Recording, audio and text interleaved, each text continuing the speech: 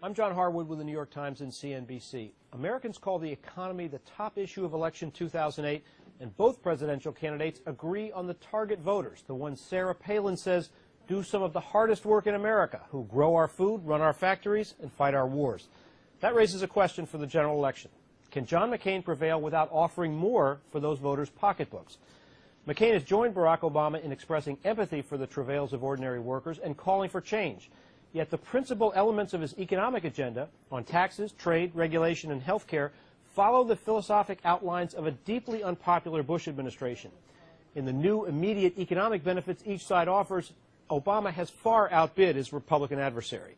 He proposes a new tax credit of $500 per worker, a new mortgage interest credit valued at an average of $500 for homeowners who don't now itemize their tax deductions, and a college tuition subsidy of $4,000 per year for students who perform community service.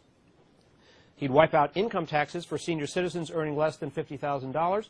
That's on top of the unspecified health insurance subsidies Obama would provide for those who don't now have coverage, and an increase in the existing dependent care tax credit that could save $1,100 for a single parent of 2 children who earns $40,000. By comparison, McCain's list of benefits is more modest.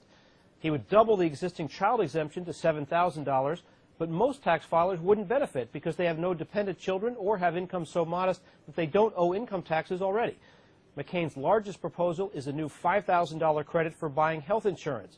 But for most workers who already have employer-provided insurance, that credit would be offset by a new tax on those employer-provided policies. That doesn't mean McCain can't attract blue-collar swing votes in battleground states. As a former war hero opposing a relatively inexperienced Democrat who's also the first African-American nominee in American history, he can appeal to those voters on national security and cultural values. He can also revive traditional Republican attacks against tax and spend liberalism and trade protectionism.